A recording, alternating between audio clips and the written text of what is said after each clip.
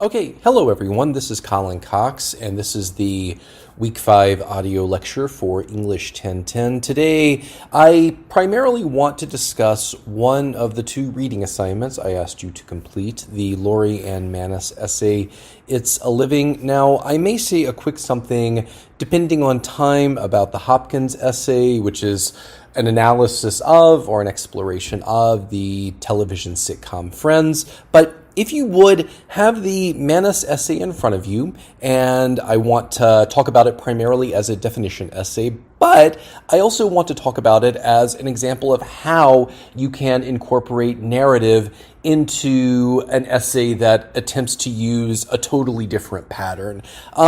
Regarding Laurie Ann Manis, she actually was a student at Northeast State Community College, so this is an example of a student essay. She, as I understand it, produced this essay in a class that's not so dissimilar from the one you are taking. So with this essay, I think it's clear from the introduction that she wants to define what work is for her. And again, what's really fascinating about this essay is how work operates as both an idea or a concept, but for Manis, it's very much grounded in this real concrete material place. So this is another example of how these different ways of thinking about a definition essay intersect with one another. It's not just a place for Laurie Ann Manis. It is certainly that, but work is also an idea. It's a perspective. You could even argue it's a philosophical orientation, and I'll talk about all of that when I talk about what I ultimately think her point or her thesis is. But let's start with just the introduction to the essay, because I think this introduction does several interesting things. It establishes several important tenets or characteristics of this essay. So this is what Manis writes. I work in the fluting department at an endodontics manufacturing plant. Every weekday and occasionally on Saturday, 2:55 p.m., finds me passing through the glass doors of this painfully nondescript building, remarkable only for its clumsy, sprawling architecture. A large red sign warns me that alcohol, drugs, and firearms are prohibited, adding redundantly that these items are not allowed on the property. The vehemence of this message seems to imply that those of us passing through the doorway have an unusually strong tendency or desire to drink alcohol, abuse drugs, and avail ourselves of the quickest, most simple means to homicide or suicide. An acrid, unidentified odor lingers in the entry, hurrying my progress through the second set of glass doors. Perhaps it is the scent of despair. So the first thing you'll notice, and I talked about this with the first essay, which was primarily a narrative essay, Manis begins by thrusting her reader in a situation. So this introduction effectively establishes that Manis wants to use narrative as a pattern. And again, I think this is important because what I don't want anyone to think is the work we do in previous essay units, I don't want you to think that you cannot use those same characteristics in future essays, because I absolutely think you can. I think narrative, for example, is a fantastic pattern when thinking about forms of development, ways of developing an essay, and you can certainly see Manis doing that here. What I also like, and I think this beautifully complements the way she uses narrative throughout this essay, there's a lot of description here, a lot of showing and not telling. Consider, for example, the language that appears outside of this factory. It's a sign that says, alcohol, drugs, and firearms are prohibited. And pause for a second and think about what that suggests, but also think about how Manis orients herself to this. I think this is one of the first times that Manis introduces this clear conflict between herself as a worker and, let us say, for a lack of a better phrase, management, right? This is an idea that she develops throughout the essay, the lack of care that management seems to have, because I think for someone like Manis, and I think any one of us would potentially read it the same way, there's something insulting about this, right? What's the implication here? Is the implication that anyone walking through these doors would bring alcohol, drugs, and firearms to the premises? And sure, maybe that happened in the past, but again, I want you to imagine, just for example, if on the syllabus one of the first things I said was, not that we meet on campus, but imagine if it said, hey, don't bring drugs and alcohol and guns to class, right? I think you would almost read that as a kind of insult. There's something potentially patronizing about it, and that's certainly how Manus reads it. But again, I think as it helps to develop her larger point, it's this suggestion that this place is deeply, deeply frustrating and deeply dehumanizing. And you'll also notice, again, the way she's not just interested in what she sees, but also what she smells. And you can almost imagine that it's a kind of smell that you can practically taste, right? Quote, an acrid, unidentified odor lingers in the entry. It's such a powerful way of starting. She establishes a particular tone about this place, and I think the language she uses is really interesting and sophisticated. Manus, she has clear control of how she uses language. Everything feels extremely deliberate, and I don't know, there's something a bit bombastic about her language, which is to say there's a kind of dramatic flourish here, and we see these kinds of dramatic flourishes throughout the essay, and I think in the wrong hands that probably wouldn't work, but I think the reason why it works with Manus is because she's quite consistent about it throughout. So that level of care, that's something that students only achieve through, again, deliberate and careful editing. But as we continue, you'll see that this feeling of degradation, this sense of insult, carries throughout the essay in some precise and pointed ways. So here I want to pick up with the second paragraph, and this is what Manus writes. To my right stands the door to the crowded, noisy break room. To my left, a carpeted path leads to the unknown regions of the front office. I open yet another set of doors and find my time card among the many in the metal holder. Like a credit card, it is swiped in the new electronic time clock, proving that I'm there on time but not too early. So again, a couple of interesting things here. Notice the level of detail. We are very much in this workspace, which helps to define what for Manus is so troubling about this space.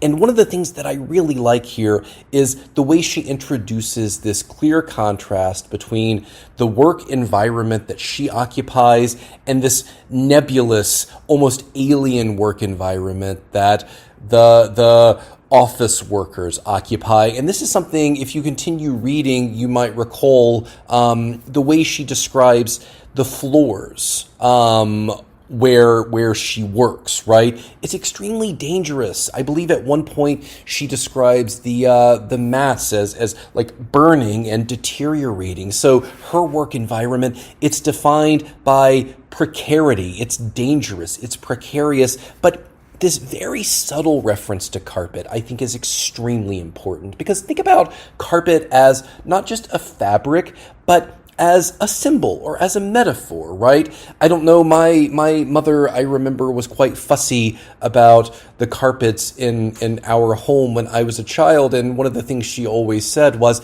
it's just so hard to get out dirt or to get out mud or a stain on carpet, which suggests that carpet is extremely delicate. It's something that one handles with a kind of care. And so think about what that suggests, or the contrast that suggests. The people who occupy that space, maybe it suggests they're more delicate, or maybe more importantly, the kind of work they do isn't nearly as dangerous as the work that Manus and her compatriots perform. And again, I think even if you imagine the sorts of shoes that people might wear, they're not wearing dirty, muddy, or like chemical stained boots. They're probably wearing heels. They're probably wearing dress shoes. Again, thinking about that space, this unknown region of this factory as a space that fundamentally doesn't belong to her. She would be out of place there. And again, I think I mentioned this before, I think this only helps to develop this idea that for Lori-Ann Manis, she perceives and interprets a clear class divide here. There is space for her and her compatriots, the people who do the kind of work she does. Then there's the space for management, perhaps. And that those spaces, that is to say, those spaces, they never really intersect or commingle. They're segregated off from one another. And I think for Manis, this is part of what makes this job so dehumanizing. This is part of the drudgery. This is part of the frustration. And if we continue throughout the essay, there's one other thing I meant to mention. I think this is so important as well. Again, thinking about this idea, what is so dehumanizing about this job and about this space? Notice this reference to clocking in, right? And you can see that within this environment, someone like Lori-Ann Manis, one of the workers, they're not encouraged to clock in early, right? I'll read it one more time, proving that I'm there on time, but not too early. Now let's pause for a second and think about the implications here. I think there's a clear financial implication, right? People who clock in early, they in theory make more money than people who do not. But I think the point Manis wants to make is slightly different, because I think the point she wants to make relates to enthusiasm. So under what circumstances do you arrive early? Whether it's for a job or maybe for a social event, it's when you're excited, right? If you're anything like me and you have a social event you're excited about, it's really hard to just wait around until it's time to leave, an appropriate time to leave, right? You often find you arrive early.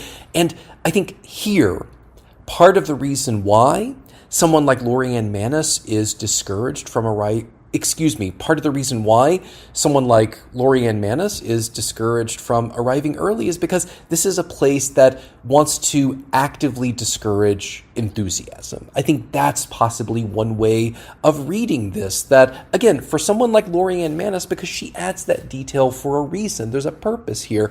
She wants us to understand that even if one were theoretically so inclined to enjoy this work, the mechanisms or the mechanics of this job, it will prevent you from feeling enthusiasm about this space. And again, I think that's so important. Even the idea of someone being enthusiastic about this job, that is something that this job fundamentally discourages. And she continues throughout the essay providing interesting and thought-provoking details, but one of the more ambitious moments of the essay, I would argue, is when we have all of these references to maybe things people say, noises she hears. It's near the end of the essay, and you'll notice that Manis doesn't provide signal phrases, so there's no language before or after any of these quotes that maybe identifies the name of a person. I think context clues are quite revealing and suggestive. I think, for example, it's pretty clear when maybe a member of management speaks over the PA system. I think it's pretty clear that at one point she's attempting to simulate for us the sound of a song. But notice how, because there isn't a clear trajectory to any of this, like there's no causal chain here. There's no reason why don't run no more on 29. I have to get Craig to look at it. There's no reason why that would be first. I think all of this helps to create a feeling and an impression, right? Again, another moment where Manis wants to show instead of tell. It's just a indecipherable cacophony of sound. And there's some interesting details here that I think we can certainly talk about. One of them is when she says, as something of a preamble to all of this, surely the words change every day, though it seems to me that they don't. And I think that is potentially a reference to, for example, this person who wants to talk about maybe their granddaughter, right? Quote, "Do you know what that little devil of a Katie said to me today?" She said, "Grandma." The idea that people are just having the same conversations over and over. And, if you've worked in a space or an environment with other people where you need to fill time by talking, I think you might find, and I think we all do this, right? I certainly do this. We just seem to talk about the same things over and over again. There is a kind of repetitive monotony to this, and I think it's something that Manus accurately identifies as something that's just really frustrating about this work environment.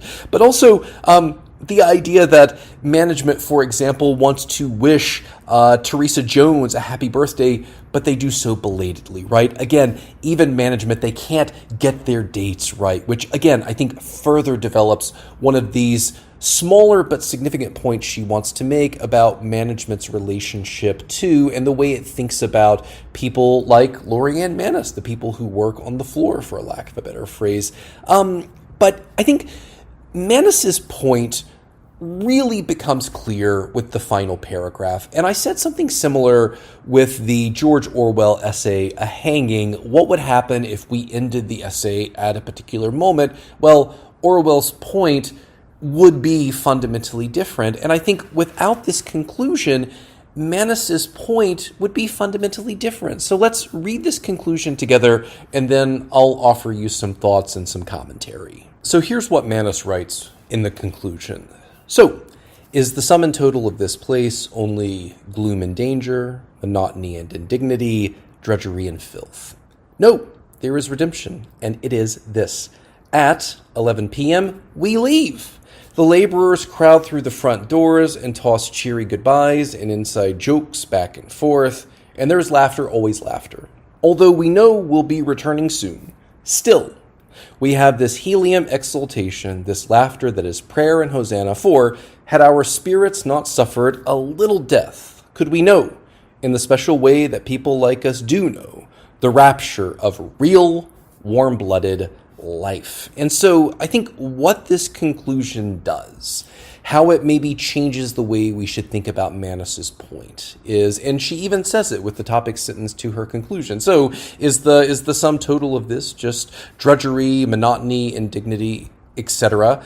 And the answer is no. The answer instead is this job, work for Lorianne Manus. And I think here we see the culmination of the definition pattern.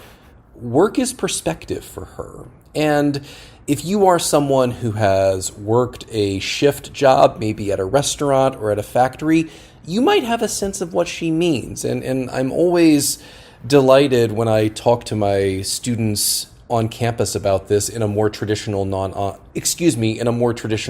non-online course, because I always ask them, what's the best moment of your shift? It's that second when you walk out the door, right? Like it is extremely hard to replicate that feeling. And I think for Manus, her point is the only way to actually get that feeling. You can't just manufacture that. You cannot buy that. You cannot barter or trade for that.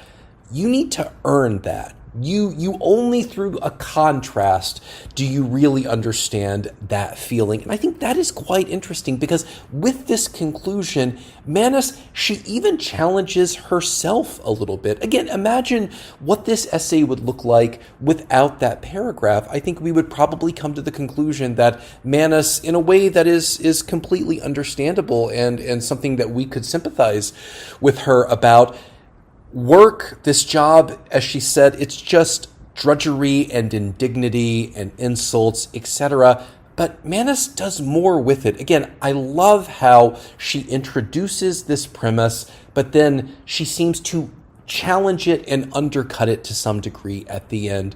And that's a really clever thing to do because I think in a lot of ways, she even challenges us. I wonder what any of you felt or thought of this essay as you arrived at the conclusion, because I think there is an 11th hour turn or conversion here, which is interesting. And that might also help to explain, because you may have noticed this, right? All of the overt religious language and imagery at the end. I think for someone like Manus, she almost wants to suggest the end of one of these long shifts it has a kind of religious fervor to it. Maybe that's the best comparison she has, is this is, for me, what religion feels like. Religion is ending your shift and then feeling that revelation, that revelatory sensation as you or as I or as she walks away from this factory toward their cars. But also notice, and I think this is so important as well, this is a communal experience. This is not just a single isolated experience. Pay attention to her language, right? It's a lot of we's here. It's not a lot of I's. She has transitioned from someone who's focused singularly on her experience at this factory to someone who instead wants to focus on this collective moment of joy. And yes, it's not perfect, right? We will return at some point, but we have this. And so those are my overall thoughts about this essay. There's certainly more. I always say this. I'm sure there is more we could say. But one of the things that I think Manis, and I'll just quickly summarize here, I think she effectively uses narrative as a pattern and pairs it with a definition pattern. I also think she fundamentally changes the potential point of this essay with this conclusion. Again, I wonder what you thought her point was before reading the conclusion, because I think she not only challenges herself, but I think she challenges us as well. And I think you could also imagine there's this way that she moves or transitions from this isolated individual experience to a big group collective experience. And with that collective experience, there is joy, there is celebration, so on and so forth. So, okay, I'll take a couple of minutes and just say a quick something about the Hopkins piece. So one of the reasons why I ask students to read this essay is because I think, again, it's an interesting example of how a definition essay could work, because it's a essay that wants to perhaps offer a definition of not just the TV show Friends, but maybe specifically how Friends operates or functions in contemporary society. But I also think the premise is just extremely clever and interesting, because it is an essay that takes popular media and popular entertainment seriously. And this is something that I talk about a lot in my literature courses, that we should take popular entertainment seriously, that we should not just dismiss it as something trivial, but we should think about how it affects us as a culture. We should think about how it creates distinct possibilities for how we can and should understand ourselves in the world. And this is not one of those like rap music causes kids to do bad things screeds. I don't believe that. I certainly don't think that's true. And the same thing with video games. My God, there's absolutely no credible or reputable research that suggests that's true. But instead, it's this idea that popular entertainment offers possibilities, or it offers all of us ways of thinking about, again, how we want to be in the world, what our identities could be, especially with television shows where the creators of these shows often create characters who are archetypal in a lot of ways. Think about it, a show like Friends, right? All of these characters fit neatly into certain oversimplified categories.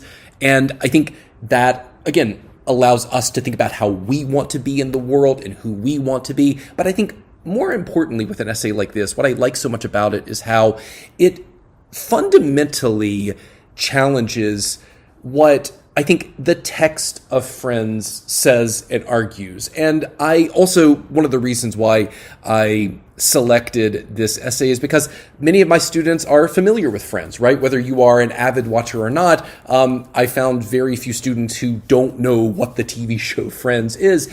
But if you are an avid watcher or a casual watcher, I think one of the things you might know is Ross is, at least from a credential perspective, he's the most accomplished person in this friend group. And despite those accomplishments, he's often the source of insult and derision, right? And listen, it's not like Ross is, he's not some doctor of some esoteric form of history or whatever. He's a paleontologist, right? And so Friends began, I believe, in the early 90s. This was around the time that Jurassic Park was in movie theaters. Like, dinosaurs were super cool, and they are super cool, but as his friends see it and understand it, dinosaurs are not cool. Dinosaurs are not interesting. And maybe it's because of the person who delivers or attempts to deliver all of this information. And I think Hopkins's point is, and really his thesis, which I think is a lot clearer than maybe some of the other essays I've asked you to read. It's a thesis that ostensibly argues that we should be skeptical of how Ross's friends interact and engage with him. And this is what Hopkins writes. To me, Friends signals a harsh embrace of anti-intellectualism in America, where a gifted and intelligent man is persecuted by his idiot compatriots. And even if you see it from my point of view, it doesn't matter. The constant barrage of laughter from the live studio audience will remind us that our own reactions are unnecessary, redundant. So I think what I like about this thesis is how, it takes popular entertainment seriously, but it also wants to, again, antagonize how the show wants us to think about Ross. In many ways, it's a kind of Minority Report, right? Because there's the way the friends within this group react to him, and I think referencing the audience or the laugh track I think is important, because if you've watched multicam laugh track sitcoms, you know that the laughter can really trigger a reaction from you at times. There's this wonderful philosopher who once said, the laugh track is there to laugh for us. And I think that also has the effect of blinding us to, as Hopkins says, what's really troubling about this group, how Ross is this smart, seemingly impassioned person, but it's this group and their disinterest that really seems to grind him down. And listen, let's be clear about something. Hopkins is being a little funny here with his language. Maybe he's being a bit bombastic, maybe even a bit ironic, even though I actually think he believes this thesis. This is not one of those situations where we should come to the conclusion that he thinks the opposite because he's just deploying so much irony. But when he says where a gifted and intelligent man is persecuted by his idiot compatriots, I think there is something perhaps deliberately funny about that language. It does seem to elevate the stakes in a way that seems inconsistent with, again, a 20-minute sitcom on a network TV show.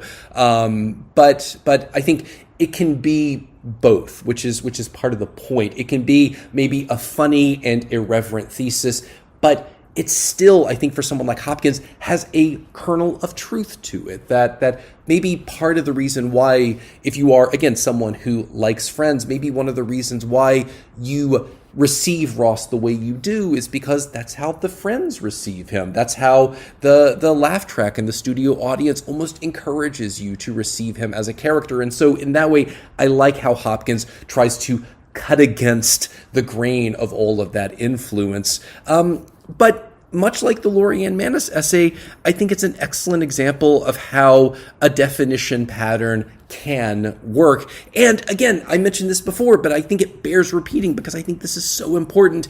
It takes popular entertainment seriously, which is always something that I encourage my students to do. So, okay, I think that's where I'll stop just because of time constraints, but I hope you found this lecture interesting and useful. But if you have any questions, as always, do not hesitate to contact me. Thank you again. And again, this is Colin Cox for English 1010.